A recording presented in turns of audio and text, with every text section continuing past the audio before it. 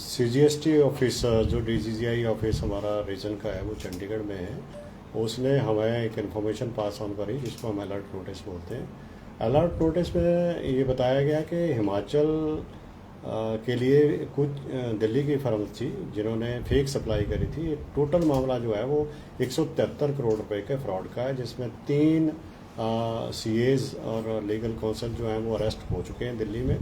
हमारे यहाँ पे भी इस 31 में से 3 फर्में जो हैं वो हिमाचल से संबंधित हैं, जिन्होंने हिमाचल के एक व्यापारी को एक सरिया मैन्युफैक्चरिंग कंपनी को सप्लाई करी थी।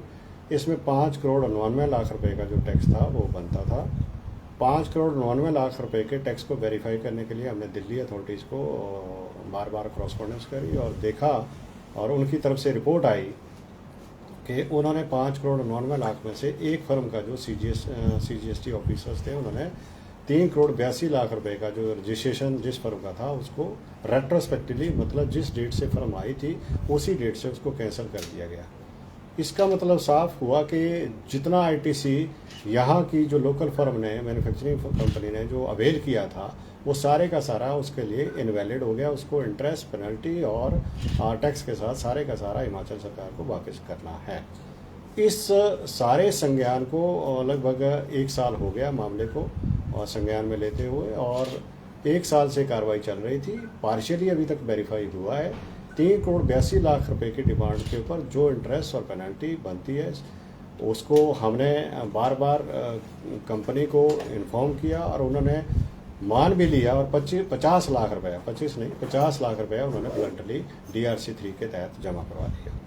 उसके बाद वो शायद इस गफलत में बैठे थे कि शायद ये मामला अभी तक वेरिफिकेशन में ही है, लेकिन उनको अपॉर्चुनिटी देने के बाद पिछले कल हमने लगभग 9 करोड़ 47 लाख रुपया टैक्स, पेनल्टी और इंटरेस्ट बना के उस फर्म को DRC 7 के तहत एक एडिशनल डिमांड बना के क्रिएट करके उसको दे दिया हुआ है। अगली कार्रवाई जो रिकवरी की होगी वो जैसा जीएसटी में प्रावधान है उसके अनुसार की जाएगी। सर, दिल्ली से क्या कुछ इनको डिटेल्डली सर इस मामले को लेकर मिली?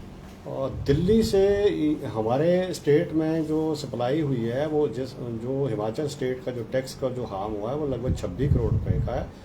मेरे पास जो इस जोन का से संबंधित जो मामला था उसमें 5 करोड़ 99 लाख रुपए का मामला था, और ये जो सप्लाई है वो सारी स्क्रैप और सरिये की सप्लाई है जो कि हिमाचल को की गई है। तो सर, क्या हिमाचल में और भी कुछ फर्में ऐसी हैं जो इस फर्जीवाड़े से संबद्ध है? हाँ, जैसे मैंने कहा कि 26 करोड़ रुपए का जो टैक्स है वो हिमाचल में इन्वॉल्व है। मेरे इस क्षेत्र में, मेरे जो अधिकार क्षेत्र में जो आती है वो सिर्फ 5 करोड़ 99 लाख की एक फर्म को जो सप्लाई 3 फर्मों ने दिल्ली से की है वो आती थी, उस पर हमने अभी कार्रवाई की है। इसमें मैं एक चीज़ और ज़रूर बताना चाहूँगा कि अभी तक हमारा 2 करोड़ 7 लाख रुपए का जो वेरिफिकेशन है वो इसी फर्म से संबंधित और पेंडिंग है। तो अगर वो वेरिफिकेशन इसी लाइन पर आ जाती है जैसे ये आई हुई है 3 करोड़ 82 लाख की, तो शायद ये डिमांड जो है वो लगभग टैक्स पेनल्टी बना के 2 करोड़ 7 लाख के ऊपर और भी डिमांड बनेगी। सर, यहाँ पर जो रेत कारोबार को लेकर कार्रवाई की गई थी उस मामले में क्या कुछ अपडेट था? सर, 3 करोड़ के आसपास जुर्माना इम्पोज किया गया था विभाग की तरफ से। 3 करोड़ 66 लाख रुपया स्टोन क्रशर और मिनरल मटेरियल के ऊपर हमने एक जुर्माना लगाया है।